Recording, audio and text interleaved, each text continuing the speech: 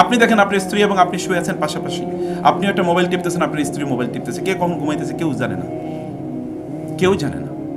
কারো প্রতি কারো কোনো ভালোবাসা নাই, কারো প্রতি কারো কোনো আগ্রহ নাই, কেউ কারোর সাথে সময় কাটায় না, কেউ কারো ব্যাপারে কনসার্ন নয়।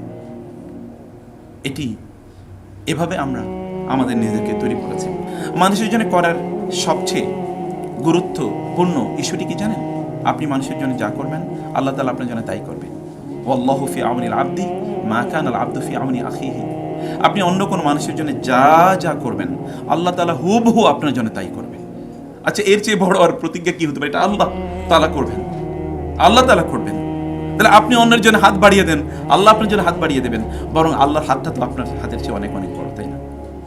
রাসূলুল্লাহ সাল্লাল্লাহু আলাইহি ওয়াসাল্লাম তো এই কথা বলেছেন, যদি আল্লাহ তাআলা বলেন, যখন আমার বান্দা আমার দিকে এক বিগত এগিয়ে আসে তখন আমি তার দিকে কি এক হাতে এগিয়ে যাই, যখন আমার বান্দা আমার দিকে হেঁটে আসে আমি তার দিকে কি করি?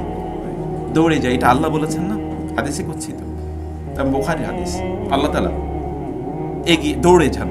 আল্লাহর দৌড় আর আপনার দৌড়ের মধ্যে পার্থক্য কি? আল্লাহর দৌড় আর আপনার দৌড়ের মধ্যে পার্থক্য